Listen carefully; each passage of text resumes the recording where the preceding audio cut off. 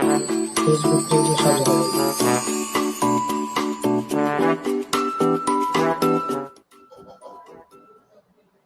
তো দেখেন, প্রিয় দর্শক, আসসালামু আলাইকুম। অন্যান্য ধর্মের প্রতি শুভেচ্ছা।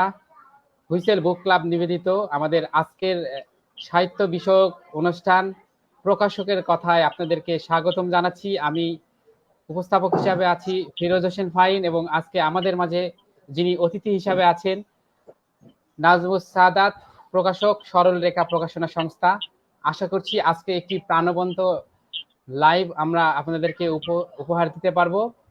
যেহেতু আমাদের অনুষ্ঠানটি আজকে প্রকাশকের সাথে প্রকাশকের কথা আমরা জানার চেষ্টা করব একজন প্রকাশকের যে দায়িত্ব রয়েছে, এবং সেক্ষেত্রে ভালো বই প্রকাশের ক্ষেত্রে কি কি করণীয়, এবং বই কি, বই মেলা সহ এবং আরো অনেক গুরুত্বপূর্ণ বিষয়গুলো আজকে আমাদের লাইভ অনুষ্ঠানে ইনশাল্লাহ আমরা জানানোর চেষ্টা করব। তো শুরুতে আমি যারা দর্শক তাদেরকে বলতে চাই, যেহেতু আজকের অনুষ্ঠানটি একটি শিক্ষণীয় অনুষ্ঠান, অনেক কিছু জানতে পারবো আমরা একজন প্রকাশকের কাছ থেকে। তো আপনারা এই অনুষ্ঠানটি শেয়ার করবেন। আপনারা যে শেয়ার করবেন তাহলে অনেকে জানতে পারবে যে একজন নতুন লেখকের কিভাবে লেখা লিখতে হয় এবং কি কি গুণগুলো থাকা দরকার, সেই সাথে একজন প্রকাশক কি কি বিষয় দেখে নতুন একটি বইয়ের, সব বিষয় আমরা আজকে জানবো। তো স্বাগতম। আজকে আমাদের অতিথি হিসাবে আছে নাজবুস সাদাত, প্রকাশক, সরল রেখা প্রকাশনা সংস্থা। আপনি কেমন আছেন? আলহামদুলিল্লাহ, আসসালামু আলাইকুম। সরল রেখা প্রকাশনা সংস্থার পক্ষ থেকে হুইসেল বুক ক্লাবকে স্বাগত। ধন্যবাদ নাজমুস সাদাত ভাইকে। আর সাদাত ভাইয়ের কাছে প্রথমে যে বিষয়টি জানতে চাইবো, যে আপনার সরল রেখা প্রকাশনী সংস্থার সংক্ষিপ্ত ইতিহাসটা যদি আমাদেরকে বলতেন। সরল রেখা প্রকাশনা সংস্থা 2020 সালে আনুষ্ঠানিকভাবে বইমেলায় অংশগ্রহণের মাধ্যমে তার প্রকাশনা কার্যক্রম শুরু করে। তবে সরল রেখা প্রকাশনার ইতিহাস অনেক পুরনো। সর্বপ্রথম আমরা 2010 সালে কবি সানাউল হক খানের আমার যত নিমগ্নতা এই বইটি প্রকাশের মাধ্যমে যাত্রা শুরু করি। পরবর্তীতে 2012 সালে অনানুষ্ঠানিকভাবে আমরা 4টি বই বাজারে নিয়ে আসি। আজরা পারভিন সাঈদের অরণ্যমন উপন্যাস, শামসুন নাহার রোজির অদিতি এবং জীবন বিমার কথকতা এবং কৌশিক শহীদের একটি বই, এই 4টি বই দিয়ে আমরা 2012 সালে যাত্রা শুরু করি। পরে 2018 সালে পরিবেশকের মাধ্যমে আমরা 2018 সালে পরিবেশকের মাধ্যমে আমরা জীবন যখন বাঘ ঘরে, কবি আল মাহমুদের লেখা আত্মজীবনী, এটা সাহিত্য দেশ এবং বইঘর, এই দুইটা প্রকাশনা সংস্থার মাধ্যমে বই মেলায় অংশগ্রহণ করে আনুষ্ঠানিকভাবে বাজারে আসার চেষ্টা করলেও শেষ পর্যন্ত সফল হই নাই। পরে 2020 সালে আমরা যাত্রা শুরু করে এখন 2021 সাল শেষ করে 2020 থেকে 21-এ সরল রেখা প্রকাশনা সংস্থা সর্বসাকল্যে 100 বই প্রকাশ সম্পন্ন করেছে সম্প্রতি। এই জন্য আমরা আমাদের সম্মানিত লেখক এবং অন্যান্য যারা আমাদের পরিচালক আছেন এবং আমাদের সরল রেখা টিম, তাদের সবাইকে অসংখ্য কৃতজ্ঞতা জানাচ্ছি যে আমরা 100 বই প্রকাশনা সম্পন্ন করেছি। এই হলো সরল রেখার সংক্ষিপ্ত ইতিহাস।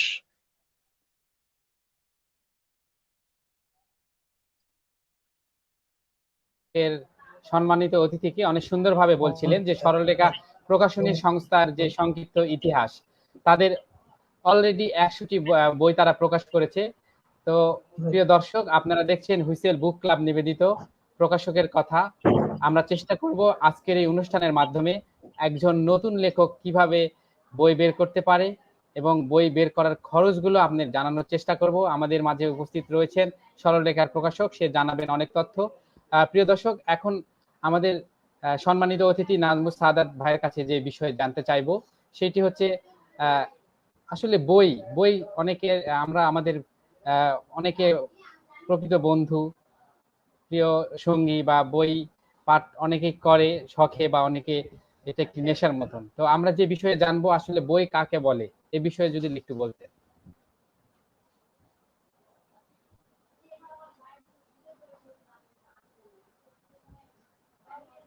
প্রিয় দর্শক, আজকের আমাদের সম্মানিত অতিথি যান্ত্রিক।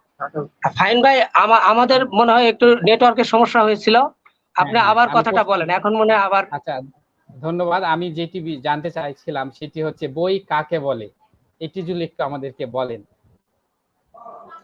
আচ্ছা, আপনারা থ্রি ইডিয়ট মুভি দেখেছেন কারা কারা? থ্রি হ্যাঁ, ইডিয়ট দেখেছি, মুভি, আমি দেখেছি।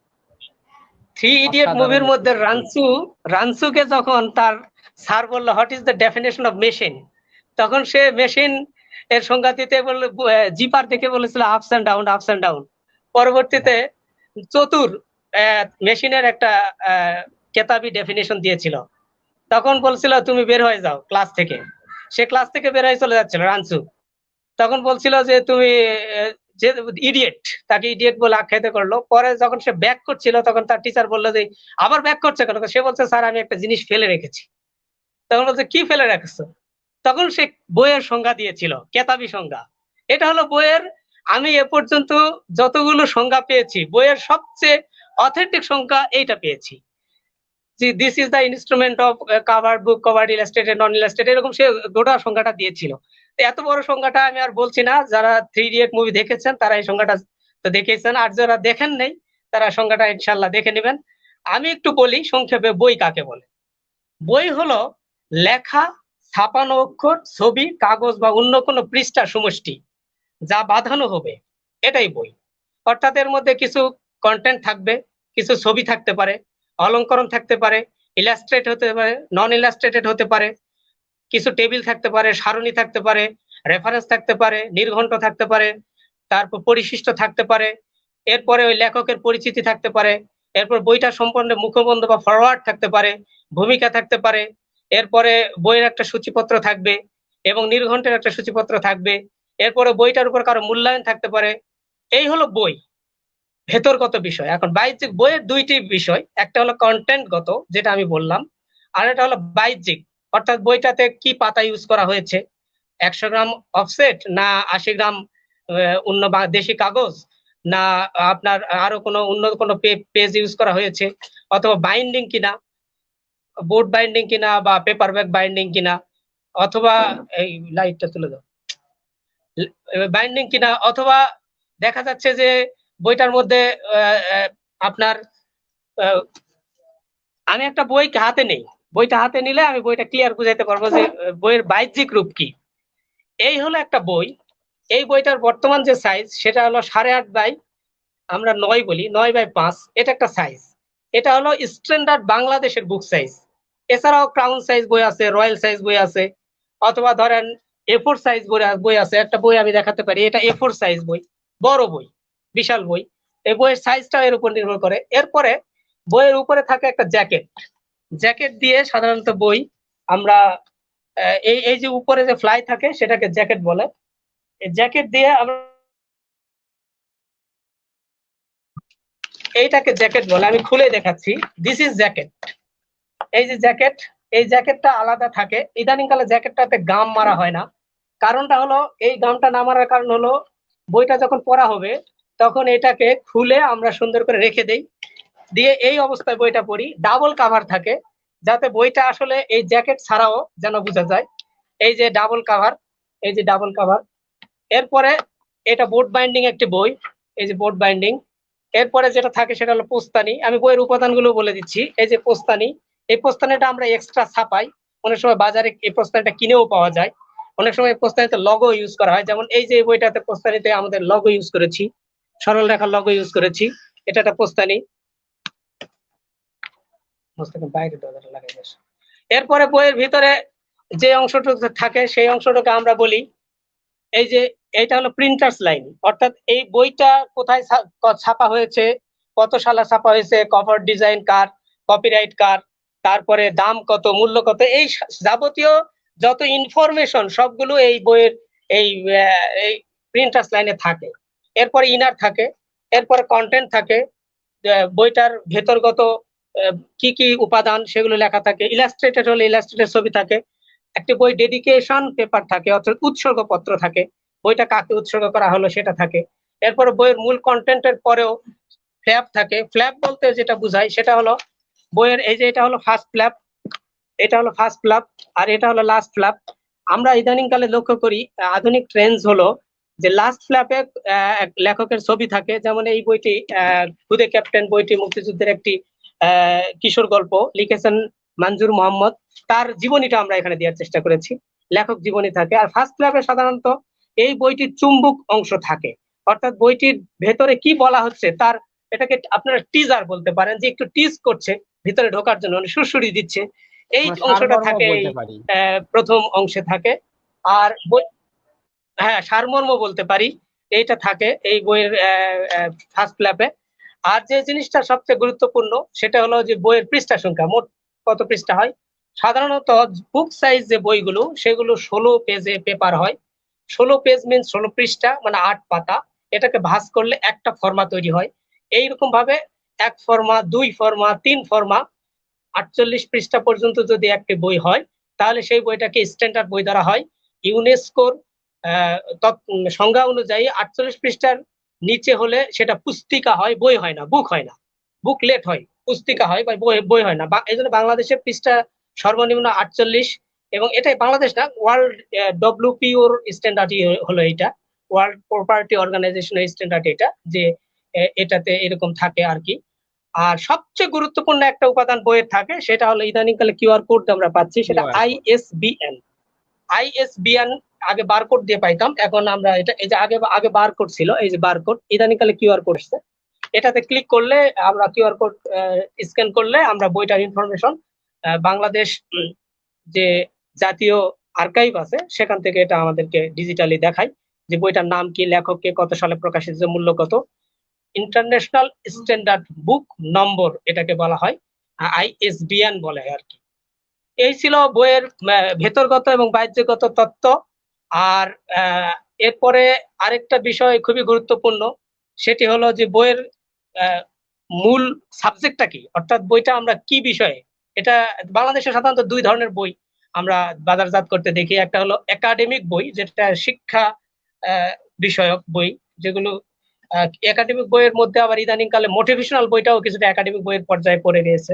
আর দ্বিতীয় যেটা হলো সৃজনশীল বই, যেমন গল্প, কবিতা, উপন্যাস, নাটক। আমরা সরলরেখা প্রকাশনা সংস্থা, সৃজনশীল প্রকাশনা সংস্থা হিসাবে গল্প, কবিতা, নাটক, উপন্যাসই করি, আমরা একাডেমিক বই করি না।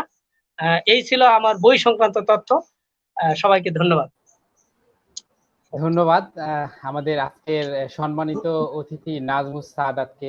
অসাধারণ ভাবে বলছিলেন যে আসলে একটি বইয়ের বা বই কাকে বলে এবং বইয়ের যে উপাদানগুলো, মানে আমি মানে বিস্মিত যে এত কিছু একটি বইয়ের মানে জানার আছে, আসলে শেখার আছে। আমিও আসলে জানতাম না যে আজকে যে সম্মানিত যে অতিথি তার মাধ্যমে কিন্তু আমি সহ আজকে যারা দর্শক তারা কিন্তু অনেক কিছু তথ্য অলরেডি পেয়ে গিয়েছে। একটি আসলে বই কাকে বলে এবং একটি বইয়ের যে উপাদানগুলো, এবং অনেক সুন্দরভাবে তিনি দেখে দিয়েছিলেন একটা বই হাতে নিয়ে। প্রিয় দর্শক, আমরা আরো অনেক এরকম তথ্য জানতে পারবো আজকের এই গুরুত্বপূর্ণ অনুষ্ঠানের মাধ্যমে। আমাদের মাঝে যিনি রয়েছেন উনি একটি স্বনামধর্ম প্রকাশনী সংস্থার প্রকাশক। আমরা চেষ্টা করব প্রকাশকের মানে একটা বই প্রকাশের খুঁটিনাটি অনেক তথ্য আপনাদেরকে জানিয়ে দেওয়ার জন্য। তো সে আগে যে বিষয়টি বলতে চাই যে আমরা যেটা চাচ্ছি, আমাদের হুইসেল বুক ক্লাব এবং হুইসেল, আমরা কিন্তু বই পড়ার আগ্রহ সৃষ্টি করতে কিন্তু আমরা অনেক অনেক প্রোগ্রামগুলো অলরেডি হাতে নিয়েছি এবং বাস্তবায়ন করে যাচ্ছি, এবং ভবিষ্যতে আমরা এমন একটি যুব সমাজ তৈরি করতে চাচ্ছি যে বই প্রেমী যুব সমাজ হবে এবং সুন্দর একটি আগামী গড়বো আমরা সকলকে নিয়ে। তো প্রিয় দর্শক, আমাদের অনুষ্ঠানটি একটি শিক্ষণীয় অনুষ্ঠান। আপনারা যদি আপনাদের এই অনুষ্ঠানটি শেয়ার করেন, আপনাদের বন্ধু বান্ধবী সকলেই দেখতে পারবে। তাই আমাদের অনুষ্ঠানটি বেশি বেশি করে শেয়ার করবেন। আর আপনাদের কোনো প্রশ্ন থাকলে আমাদের কমেন্টে প্রশ্নগুলো জানাবেন, আমরা উত্তর দেওয়ার চেষ্টা করব আমাদের আজকে সম্মানিত অতিথি মহোদয়ের নিকট থেকে। এখন যে বিষয়টি আমি জানতে চাইবো আমাদের আজকের অতিথির কাছে, যে বর্তমানে আমাদের প্রকাশনীগুলোর অবস্থা কেমন এবং কি হওয়া উচিত বলে আপনি মনে করেন, এই বিষয়ে যদি একটু বলতেন। দেখেন, বিশ্ব প্রকাশনা নিয়ে কথা বললে তো অনেক কথা বলতে হয়, কিন্তু আমি দেশীয় প্রকাশনাগুলো নিয়েই কথা বলতে চাই। করোনা আক্রান্ত হওয়ার কারণে প্রত্যেকটা প্রকাশনী সংস্থায় বর্তমানে খুবই নাজুক পরিস্থিতি অতিক্রম করছে। শুধু আমাদের আশা এবং ভরসার আলোর দিকটা হলো অনলাইনের মাধ্যমে কিছু বই বিপণন হয়। তাছাড়া বুক সেন্টার গুলো বা বুক শপ গুলো বা আউটলেট গুলো মোটামুটি তো বন্ধ। তো গত মাসের 10 তারিখ থেকে লকডাউন উঠে যাওয়ার পরে কিছু কিছু খুলেছে, কিন্তু স্কুল কলেজ এখনো তেমন ভাবে পুরোপুরি খোলে নাই বলেই বইগুলো এখনো আমাদের আহ, ইঁদুরে এবং আরশোলায় উইপোকায় খাওয়ার অবস্থায় পড়ে আছে স্টোরে। এখন আমরা চেষ্টা করছি এই বইগুলোকে পাঠকের হাতে তুলে দিতে। তো প্রথম কথা হলো যে বাংলাদেশের প্রকাশনা সংস্থার আমি কিছু প্রকাশনা সংস্থা নিয়ে ঘাটাঘাটি করছি যে বাংলাদেশের প্রকাশনা সংস্থার প্রথম সারির প্রকাশনা সংস্থা কারা। আমি কয়েকটা নাম বলি, এই নামগুলো আপনারাও চেনেন। যেমন ধরেন ইউপিএল, অথবা ধরেন পাঠক সমাবেশ, বা প্রথমা, বা সময়, অনুপম, অন্যপ্রকাশ, পার্ল, অন্বেষা, কাকলি, আজকাল, তাম্রলিপি, দৃক, বেঙ্গল, বাতিঘর, পাঞ্জেরি, সেবা, বিশ্ব সাহিত্য কেন্দ্র, ডেইলি স্টার, প্যাপিরাস, শাহবাগে গেলে পাবেন সন্দেশ, এরকম। এগুলো আমাদের চোখের সামনে ভাষা প্রকাশনা সংস্থা। আর সবকিছু ছাপিয়ে আমরা গুরুত্ব দিতে পারি আমাদের বাংলা একাডেমিকে। বাংলা একাডেমি অন্যতম প্রকাশনা সংস্থা। শিশু একাডেমি বই প্রকাশ করে, ইসলামিক বইয়ের মধ্যে ইসলামিক ফাউন্ডেশন বই প্রকাশ করে থাকে। তো সরকারি এবং বেসরকারি মিলিয়ে আহ স্বনামধন্যই প্রায় 400-র উপর প্রকাশনা সংস্থা বাংলাদেশে কাজ কাজ করে যাচ্ছে, আরো আছে। তারপরে বাংলাদেশের গুরুত্বপূর্ণ দুইটা বড় বড় সংগঠন আছে প্রকাশনা সংস্থার। সেই সংগঠনগুলো এই বইগুলো প্রকাশনার ক্ষেত্রে কাজ করে যায়। যেমন বাংলাদেশ জ্ঞান ও সৃজনশীল প্রকাশনা সমিতি, অথবা বাংলাদেশ পুস্তক প্রকাশনা ও বিক্রেতা সমিতি অর্থাৎ বাপুস, এই দুটা সংস্থা কাজ করছে। বাংলা একাডেমি নিয়মিত বাংলাদেশে বই প্রতি বছর একটা নির্দিষ্ট সময়ে বই মেলার আয়োজন করে, প্রায় মাস ব্যাপী। এবং বিশ্বের অন্যান্য যেমন ফ্রাঙ্কফুর্টে বা অন্যান্য জায়গাতেও বাংলাদেশের বই যায়। বই হলো মূলত একটা ইন্টারন্যাশনাল পণ্য, এটা কবি আল মাহমুদ বলতেন যে এটা একটা আন্তর্জাতিক পণ্য। যে ভাষারই বই লেখা হোক না কেন, বইটা আন্তর্জাতিক।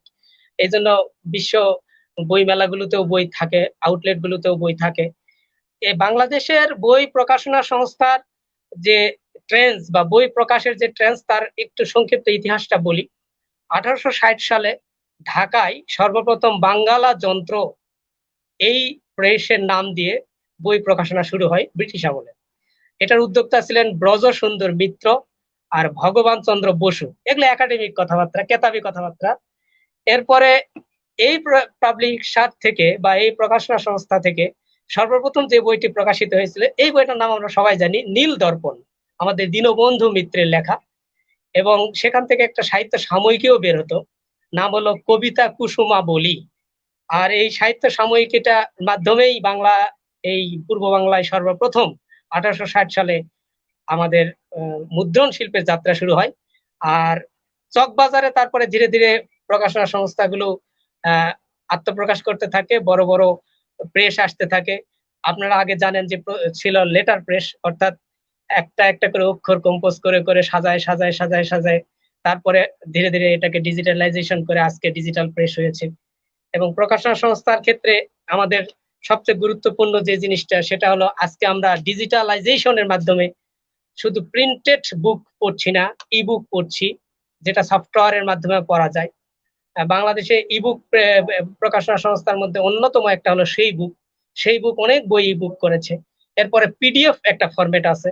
এই পিডিএফ ফরম্যাটের মাধ্যমে আমরা ল্যাপটপে অথবা স্মার্টফোনে অথবা কম্পিউটারে বসে বসে বই পড়তে পারি। তবে আমাদের কাছে অভিযোগ আছে যে পিডিএফ এ যে বইগুলো আসে, সে বইগুলো ম্যাক্সিমাম চোরাই, অর্থাৎ কপিরাইট লঙ্ঘন করা বই। একটা বই প্রকাশের পেছনে একজন লেখক, প্রকাশক এবং অন্যান্যদের যে মেধা, শ্রম এবং সময় যায়, সেই শ্রম, মেধা, সময় দিয়ে বইটা যদি পাঠক কিনে না নেয়, পারচেস না করে, তাহলে এই তিনটা গ্রুপের বিশাল সময়, বিশাল ক্ষতি হয়। এই ক্ষতিটার অন্যতম একটা অনুষঙ্গ হলো পিডিএফ।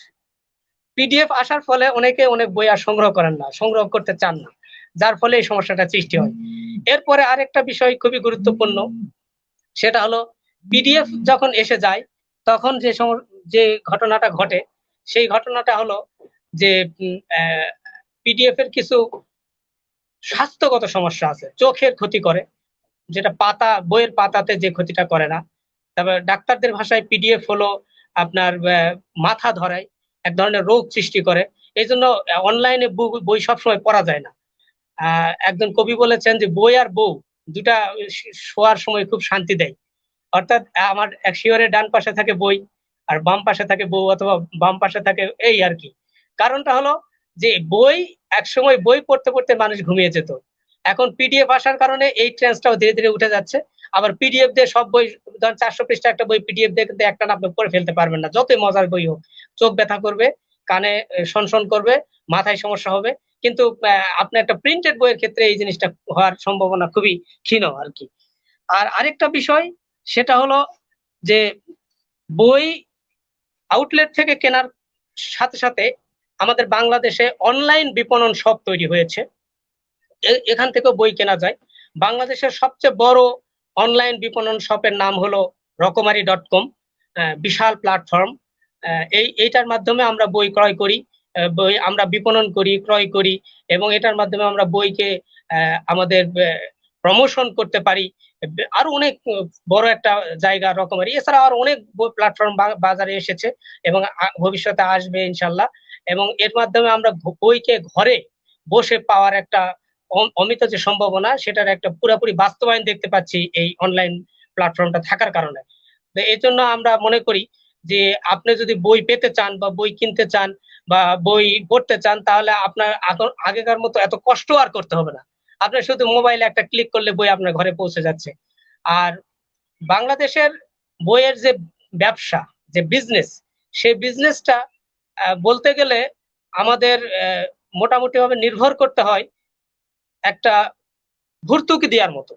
অর্থাৎ একজন লেখক বই লিখেছে, বই প্রকাশ করতে চায়, কিন্তু লেখকের বই প্রকাশের সাথে প্রকাশকের যে ব্যবসা, সেটা এখনকার সময়ে মেলানোটা আসলে খুব কঠিন, খুবই কঠিন। একটা উদাহরণ দিলে ক্লিয়ার হয়ে যাবেন। আমি একটু এই আলোচনাটা একটু ফাইন ভাই একটু লম্বা করতে চাই, যে একজন এই প্রশ্নটা উত্তরটা আমি এখানে দিয়ে দিব, যে একজন লেখক কিভাবে একজন প্রকাশকের সাথে চুক্তিবদ্ধ হয় বই প্রকাশ করবে। সেজন্য আমি আলোচনাটা এখানে এভাবে আনতে চাই যে একজন লেখক যখন বই একটা লিখে ফেলেন, লিখে তিনি খোঁজেন একজন প্রকাশক, যে বইটি তিনি প্রকাশ করতে চান।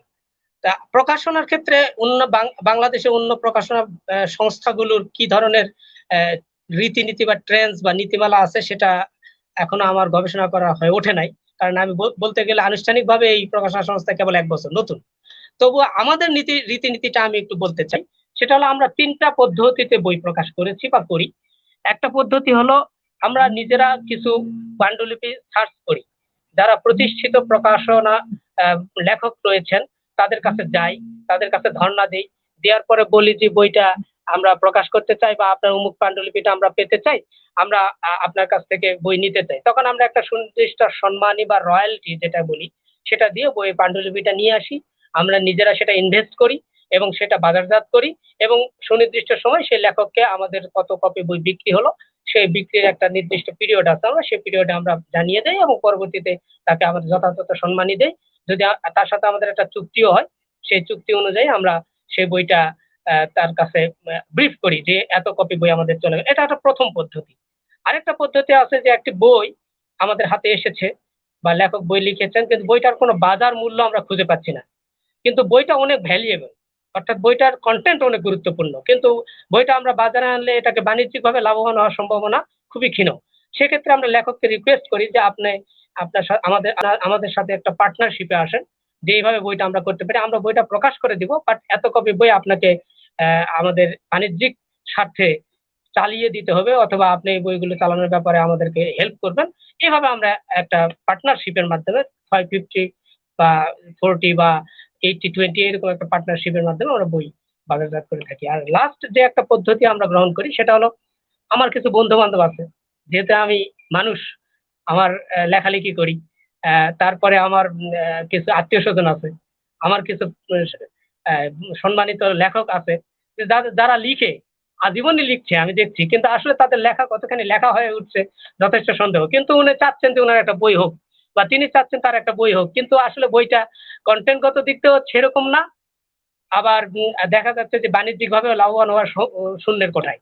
এক্ষেত্রে আমরা তাকে বলি যে আমরা একটা নির্দিষ্ট বই যদি আপনি আমাদেরকে প্রি অর্ডার করান, তাহলে আমরা এই বইটা হয়তো করার ক্ষেত্রে আপনার, কারণ তার প্রতি আমাদের একটা ভালোবাসাও আছে, প্লাস আমরাও চাচ্ছি যে তিনি যদি 2-একটা বই প্রকাশের মাধ্যমে বাজারে এসে প্রতিষ্ঠিত হতে পারেন, কারণ সম্ভাবনার কথা বলে শেষ করা যাবে না, সবার মধ্যেই সম্ভাবনা বিপুল পরিমাণে থাকে, সম্ভাবনা হলো পোটেনশিয়াল।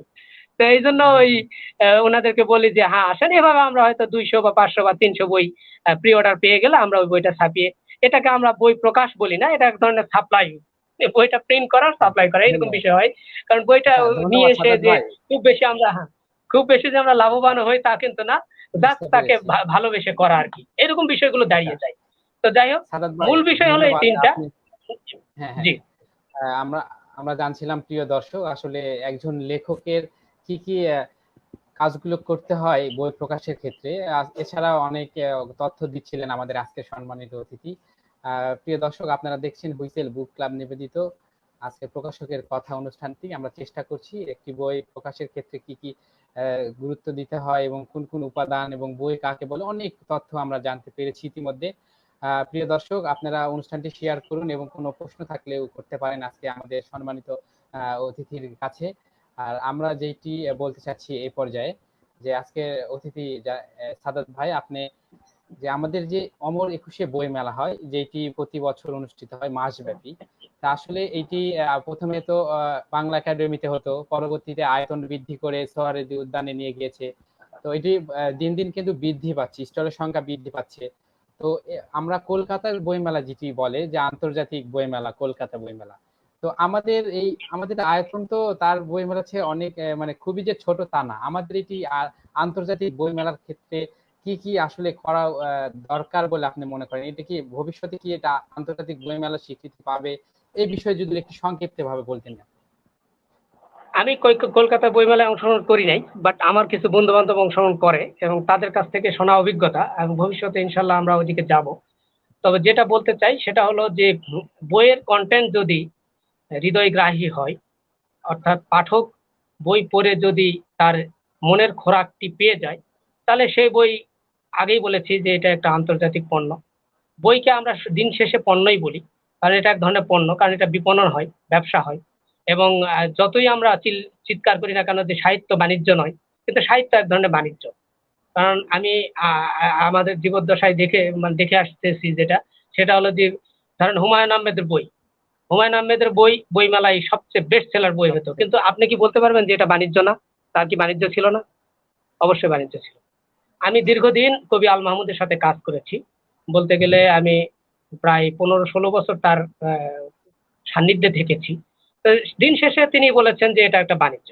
কারণ আল মাহমুদের আমরা মৌলিক বই গণনা করছি 96টা, আর মৌলিক যৌগিক মিলে মোট 136টা বই তার বাজারে আছে। প্রতিটা বইয়ে যদি প্রতি মাসে 1000 টাকা করেও যদি আর্ন হয় তার, তাহলে আপনি নিজেই হিসাব করেন যে তিনি কত টাকার মালিক, এখনো মৃত্যুর পরেও তার উত্তরসূরিরা কত টাকার মালিক। কারণ তার প্রত্যেকটা বই বেস্ট সেলার। তার এটা কি বাণিজ্য না? অবশ্যই বাণিজ্য। তো এই জন্য বলতে চাচ্ছি বই হলো একটা বাণিজ্যিক পণ্য। এখন এই বাণিজ্যিক পণ্যটিকে উপাদেয় করে তোলার জন্য আমাদের প্রচেষ্টা থাকতে হবে, প্রচেষ্টা উভয় পক্ষের থাকতে হবে। একটা প্রচেষ্টা হলো লেখকদের পক্ষ থেকে হৃদয়গ্রাহী ভাবে লিখা, পাঠকের মনের খোরাক পূরণ করে লেখা, আর দ্বিতীয় হলো প্রকাশকের পক্ষ থেকে একটি মানসম্পন্ন, গুণগত মানসম্পন্ন বই প্রকাশ করা, বইয়ের কাগজটাকে সুন্দর করে দেওয়া, বাইন্ডিংটাকে, বাধাইটাকে সুন্দর করা। এরপরে আপনার বইয়ের বোর্ড দিয়ে বাধাই করলে বোর্ডটাকে সুন্দর একটা বোর্ড দেওয়া, কাভার জ্যাকেটটাকে সুন্দর করা। এরপরে ছাপালে 4 কালারটাকে দেখতে যেন সুন্দর লাগে। এরপরে বইটার আইএসবিএন নাম্বারটা থাকা, কপিরাইট নেওয়া, যেন বইটা পরবর্তীতে কপিরাইট লঙ্ঘন করে নীলক্ষেতে বা বাংলা বাজারে কেউ 2 নাম্বারই করে বিক্রি করতে না পারে, সেই ব্যবস্থাটা পথটা বন্ধ করে দেওয়া। এরপরে আপনার বইয়ের মূল্যটাকে এত বেশি আকাশচুম্বী না করা, অথবা মানে গ্রাহক বা পাঠক যেন বইটা গ্রহণ করে সন্তুষ্ট চিত্তে পড়ে, যে একটা বইকে লাভবান করার জন্য অনেক বেশি মূল্য রাখলাম তাও না করা, সুলভ মূল্যে বই পাওয়ার ব্যবস্থা করা। আচ্ছা, তারপরে ধন্যবাদ বইটা যথারীতি সবসময় পাওয়া, সাদাত। হাতের কাছে হ্যাঁ, হ্যাঁ। সবসময় পাওয়া। তো কলকাতায় যদি লাইব্রেরিতে বইটা যেন থাকে, অর্থাৎ কলকাতার লাইব্রেরিগুলোতে যেন বইটা থাকে, অথবা জ্যাকসন হাইটে বইটা যেন থাকে, অথবা দুবাইয়ে বইটা যেন পাওয়া যায়, অস্ট্রেলিয়ার যেন মেলবোর্নে বইটা পাওয়া যায়। এই বই পাওয়ার যে চ্যানেলটা, ডিস্ট্রিবিউশন চ্যানেলটা যেন খুব সাবলীল হয়, এই বিষয়গুলোও মাথায় রাখা। আচ্ছা, ধন্যবাদ আমাদের নাজমুস সাদাত ভাইকে। উনি অসাধারণ ভাবে বলছিলেন, বই নিয়ে অনেক কথা হচ্ছিল। প্রিয় দর্শক, আমরা এই পর্যায়ে আমাদের আজকের অতিথির কাছে যে বিষয়টি জানতে চাই সেটি হচ্ছে, আমরা হুইসেল বুক ক্লাব চেষ্টা করছি সারা বাংলাদেশে বই পড়া বৃদ্ধি করার, কিভাবে বৃদ্ধি করা যায়। আমরা স্বেচ্ছাসেবক নিয়োগ করছি, তারা বই যেন পড়ে এবং বই রিভিউ দেওয়া এবং বই সম্পর্কে অনেক কাজ কিভাবে মানে আমাদের দেশকে একটা পাঠক সমৃদ্ধ একটা দেশ করা যায়। তো আমি এবার যেটি জানতে চাই আপনার কাছে যে বই পাঠক বৃদ্ধিতে আমরা কি করতে পারি, এই বিষয়ে যদি আপনি একজন প্রকাশক হিসাবে আমাদের কিছু পরামর্শ প্রদান করেন সংক্ষেপে, বই পাঠক বৃদ্ধিতে আমাদের করণীয়। আমরা প্রথমে যে কাজটি করতে পারি সেটা হলো, আমি সরলরেখা প্রকাশনা সংস্থার পক্ষ থেকে হুইসেল বুক ক্লাবকে এক সেট বই গিফট করব, এটা আমি ঘোষণা দিলাম। এগুলো আপনারা আপনাদের মেম্বারদেরকে আলহামদুলিল্লাহ। পৌঁছে দিবেন, তাহলে বই পড়ার প্রতি একটা আগ্রহ সৃষ্টি হবে। এগুলো প্রচার করবেন।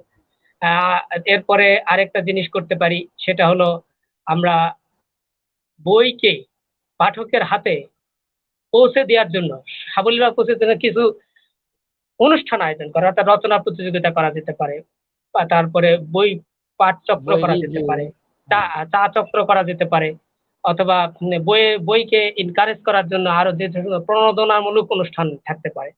তো ভ্রাম্যমাণ লাইব্রেরি করা যেতে পারে, যে বই হুইসেল বুক ক্লাব আমাদের আব্দুল্লাহ আবু সাইদ স্যারের ট্রেন্ড অনুসরণ করে ভ্রাম্যমাণ লাইব্রেরি একটা ভ্যান তৈরি করতে পারে। বই পোকা আছে শাহবাগে, ওইরকম কিছু করা যেতে পারে। এগুলো খুব মজার, এগুলো করে মানুষকে বই হাতে তুলে দেওয়া বা এনকারেজ করা। আর আরেকটা কথা মানুষকে বলতে হবে যে ডিজিটাল জীবন যাপন করছি, ডিজিটালের সাথে থাকবো, কিন্তু ডিজিটালের সাথে এমন ভাবে একীভূত হয়ে যাব না যার যার কারণে যে ফেসবুকের স্ক্রিন থেকে চোখই সরাতে পারছি না। বিষয়টা এরকম না। বিষয়টা হলো এরকম, ফেসবুক ততটুকু আমার প্রয়োজন লাগবে যতটুকু আমি আমার এই যে এক বোতল পানি আমার জীবনের জন্য প্রয়োজন। আমি যতটুকু পানি খেতে পারবো ঠিক ততটুকু আমার ডিজিটাল জীবনযাপন প্রয়োজন। এটা আসক্তি, এই পাবজি, তারপরে কি ফায়ার এগুলো আছে, এগুলো থেকে দূরে রাখে আমাদের প্রজন্মকে আবার এনকারেজ করতে হবে যে আসুন বই পড়ি।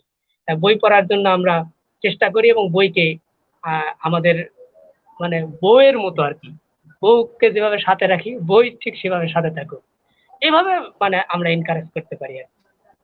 আরো আচ্ছা, অনেক পদ্ধতি ধন্যবাদ। আছে, আমি অতি সংক্ষেপে যেটা বললাম আর কি।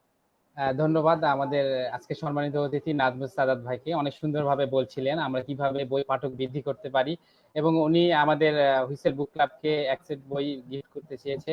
আমরা খুবই আনন্দিত। তো এই পর্যায়ে প্রিয় দর্শক, আপনাদেরকে বলে রাখি আমাদের আজকের যিনি অতিথি নাজমুস সাদাত, প্রকাশক, সরলরেখা প্রকাশনী সংস্থা, উনি কিন্তু একজন লেখকও বটে। তো আমরা উনার স্বরচিত একটা কবিতা আবৃত্তি শুনতে চাচ্ছি এই মুহূর্তে, কারণ আমরা অনুষ্ঠানটি প্রাণবন্ত করতে চাই, কোনো বোরিং যেন না লাগে কোনো দর্শককে। আপনার একটি কবিতা আবৃত্তি শুনতে যাচ্ছি। ধন্যবাদ ফাহিম ভাই। আমার জীবনের প্রথম কবিতার বই ছিল মেসেজগুলো ডিলিট হয় স্পর্শের আগে। তো এই কবিতার বইয়ের প্রথম কবিতা যেটা মেসেজগুলো ডিলিট হয়, সম্প্রতি আমি ফেসবুকে দিয়েছি, আপনারা দেখবেন। পয়েম হান্টার বিশ্ববিখ্যাত ওয়েবসাইট, এরা প্রকাশ করেছিল সেই সময়, এটা 2006-07 সালের ঘটনা আর কি। ওই আগের ছবি দেখে খুব ভালো লাগলো। ওই মেসেজগুলো ডিলিট হয় স্পর্শের আগে আহ, এই কবিতাটাই শোনাই, এটা একটা ভালো কবিতা হবে মনে হচ্ছে। ধরা যাক থেমে গেছে সকল কলম, কিবোর্ড খটখটায় ডিজিটাল রিদমে, সময় পাল্টালো নিপুণ ফরম্যাটে, বীজ হতে গজায় বনসাই স্ট্যাচু, ফসলের দানাগুলো ফসিলের রূপে, বিমূর্ত জন্তুরা প্রসব করলো ক্লোন ফিকশন, আর বিবেকহীন মানুষেরা নিরোধক সুবাদে রবট বানায়। সবুজ পৃথিবীর আবাসে নিউক্লিয়ার ফিউশন, বসত গড়ে ওঠে অপরিণামদর্শী কোন লাল ভিন গ্রহে। বিবর কালের বধির সময়, বিষণ্ণ সকাল, ক্লান্ত দুপুর, অবসন্ন বিকেল, স্তব্ধ রাত্রি, মরা বিবেকের দুয়ারে যান্ত্রিক অত্যাচারে অতিষ্ঠ হৃদয়, হাতে গোনা ঘটি আত্মার হাতে অনর্থক বন্দি পুরো গ্যালাক্সি যেন। অচেনা ছায়াপথের ও প্রান্ত হতে দূত আসে স্বপ্নীল করিডোরে, এক চিমটি অনুপ্রাস, এক মুঠো লিরিক, আধা লিটার বিশুদ্ধ চিত্রকল্প নিয়ে। অসুস্থ সিভিলাইজেশন বারবার জরুরি প্রয়োজনে দৌড়াচ্ছে নিজ হাতে গড়া ইজমের ব্ল্যাক হলে। কলম নাও, লিখে ফেলে রেসিপি, অ্যাঞ্জেল তার স্বরে বলে যায়। অসহায় বাসিন্দারা খুঁজে ফেরে ফেরারি কলম, নিউরন হ্যাং করেছে একটু আগেই, মৃত হার্ডওয়্যার স্তব্ধ হয়ে পড়ে আছে পথের ধারে। হাই, মেসেজ লিখবার আগেই আসমান পানে চলে গেছে আবেশি সফটওয়্যার। ধন্যবাদ। অসাধারণ, অসাধারণ, অসাধারণ কবিতা আবৃত্তি শোনার জন্য আমাদের আজকের সম্মানিত অতিথিকে ধন্যবাদ জানাই। প্রিয় দর্শক, আজকের অনুষ্ঠান আপনারা যারা কমেন্ট করেছেন, অনেকে সালাম দিয়েছেন, ওয়ালাইকুম আসসালাম, শুভেচ্ছা জানিয়েছেন, তাদেরকে কৃতজ্ঞতা প্রকাশ করছি। সেই সাথে আজকের আমন্ত্রিত অতিথির ধন্যবাদ জানাচ্ছি। আমরা সর্বশেষ আপনার কাছে যে প্রশ্নের উত্তর জানতে চাইবো, আজকের আমাদের সম্মানিত অতিথি সরলরেখা প্রকাশনী সংস্থার প্রকাশক নাজমুস সাদাত ভাইয়ের কাছে, সেটি হচ্ছে আমরা সকলেই বলি বই আমাদের প্রকৃত বন্ধু। এই বই আমাদের প্রকৃত বন্ধু এবং উপহার হিসাবে বই শ্রেষ্ঠ উপহার। এই দুইটি বিষয় নিয়ে যদি আপনি একটু আমাদেরকে কিছু বলেন, কেন আমাদের বই প্রকৃত বন্ধু আর উপহার হিসাবে কেন শ্রেষ্ঠ বই উপহার, এটা আমাদেরকে একটু যদি বলেন। দেখেন, আমাদের ধর্মীয় গ্রন্থ আল কোরআনের প্রথম নাজিলকৃত শব্দ হলো ইকরা। ইকরা বি ইসমি রাব্বিকাল্লাযী খালাক, অর্থাৎ পড়ো তোমার প্রভুর নামে যিনি তোমাকে সৃষ্টি করেছেন। অর্থাৎ একটা কিতাব পড়তে বলা হচ্ছে, কিতাব মানে বই, বই পড়তে বলা হচ্ছে। সেই বইটি কে পড়তে বলছে? যিনি একটা স্রষ্টা, আল্লামাহুল বায়ান, মানে তিনি কথা দিয়েছেন, কথা সৃষ্টি করেছেন তিনি, ভাষা সৃষ্টি করেছেন তিনি, সেই ভাষাভাষী মানুষকে লেখনী শক্তি দিয়েছেন তিনি। তাহলে জীবনের শুরু হলো, পথ চলা শুরু হলো পড়া দিয়ে, শেষও হবে এই পড়া দিয়ে। আপনি যতটুকু জ্ঞান অর্জন করবেন ততটুকু জ্ঞান নিয়েই কিন্তু আপনি বিদায় নেবেন পৃথিবী থেকে। এই জন্যই ওই কথাটাই যে তবুও বই পড়ুন। এই জন্য আমরা বই প্রকৃত বন্ধু বলছি। বইকে সাথে রাখতে হবে। আরো অনেক ধরনের মূল্যায়ন হতে পারে, এটা আমার একটা মূল্যায়ন আমি বললাম আর কি। আর আর দ্বিতীয় কথা কি ছিল জানি? উপহার হিসাবে বই শ্রেষ্ঠ হ্যাঁ, উপহার। উপহার হিসাবে বই। আচ্ছা দেখেন, আপনি একটা জিনিস চিন্তা করেন যে বই কাকে মানে এনকারেজ করছে। আপনি ছোটবেলায় চোখ খুলে কি দেখেছেন? মাকে দেখেছেন। মা আপনাকে কি করেছে? বলছে বাবা তুমি পড়ো, শিক্ষিত হও, শরীয়তে অজগর অজগর আসতে পেরে, শরিয়াতে আম আমটি আমি খাবো পেরে। এই কথা আপনি কার কাছে সর্বপ্রথম? বাংলা আমার বচন জন্মেছে এই বঙ্গে, অর্থাৎ বাংলাদেশ ভাষা দিয়ে বলছি। তাহলে আপনি এই বই, তাহলে আপনি কি করবেন? এই জ্ঞানটা কোত্থেকে পেয়েছেন? বই থেকে পেয়েছেন। অতএব যেখান থেকে আপনি আপনার জীবনের পথ চলা শুরু, জ্ঞানের শুরু, সেই জ্ঞানের যে ইনস্ট্রুমেন্ট, যে উপাদান, সেই উপাদান হলো বই। এই জন্যই আমরা বলছি যে বই উপহার হলো শ্রেষ্ঠ উপহার। এবং এই ইনস্ট্রুমেন্টের উপর আর কি উপহার দিবেন মানুষকে? এটাই শ্রেষ্ঠ উপহার। এই জন্যই সবশেষে আমি আচ্ছা, বলবো, ধন্যবাদ। আমাদের আমি অনুষ্ঠানের সময় শেষ হয়ে গেছে মনে হয়। হ্যাঁ, হ্যাঁ, হ্যাঁ আমরা ফাহিম ভাই শেষের দিকে বলেন। একদম। আচ্ছা, আমি ধন্যবাদ জানাচ্ছি। আমাদের অনুষ্ঠানে একদম আমরা শেষ পর্যায়ে এসেছি। আমরা সর্বশেষে আবারও আমাদের অতিথির ১ মিনিট সময় দিব যে শেষে তিনি পাঠকদের উদ্দেশ্যে বা দর্শকদের উদ্দেশ্যে কি বলতে চান। প্রিয় দর্শক, আমরা চেষ্টা করেছি মূলত আজকের অনুষ্ঠানের মাধ্যমে একজন প্রকাশকের বিভিন্ন জ্ঞানগর্ভমূলক কথাগুলো এবং যেগুলো আসলে একজন নতুন লেখক হিসাবে জানার প্রয়োজন ছিল, সেই সাথে কিন্তু বইয়ের আমরা ডিফিনিশন বা বই কাকে বলে, বইয়ের উপাদান এবং আসলে একজন লেখকের বইয়ের কি কি আহ, গুণ থাকা দরকার এবং আরো অনেক তথ্যই আমরা জেনেছি আজকের সম্মানিত অতিথির কাছ থেকে, এবং অসাধারণ একটা কবিতা আবৃত্তিও শুনেছি। আমরা চেষ্টা করতেছি মূলত আমরা সারা বাংলাদেশে বই পাঠক বৃদ্ধি করার জন্যই আমাদের এরকম আয়োজন আরো চলতেই থাকবে। আমি ধন্যবাদ জানাই যারা দর্শক দেখেছেন এবং আজকের অতিথি মহোদয়কে। আমি সর্বশেষ অতিথির কাছে আপনি পাঠক এবং দর্শকদের উদ্দেশ্যে আপনি ১ মিনিটে আপনি কিছু বলে শেষ করব আমরা আজকে অনুষ্ঠান। ধন্যবাদ। ধন্যবাদ আমাদের ফিরোজ হোসেন ফাহিম ভাইকে, অসংখ্য ধন্যবাদ আমাকে হুইসেল বুক ক্লাব নিবেদিত সাহিত্য বিষয়ক অনুষ্ঠান প্রকাশকের কথায় আমন্ত্রণ জানানোর জন্য। সেই সাথে পাঠককেও এবং আমাদের সম্মানিত দর্শক শুভানুধ্যায়ীদের সবাইকে ধন্যবাদ এই অনুষ্ঠানটি উপভোগ করার জন্য। সর্বশেষ যে কথাটি বলে আজকের আমি আমার এই অনুষ্ঠান সমাপ্ত করছি সেটা হলো তবুও পড়ুন, বই পড়ুন। সাথে থাকুন, ভালো থাকুন। ওকে, খোদা হাফেজ। আজকের অনুষ্ঠান এখানেই শেষ করছি।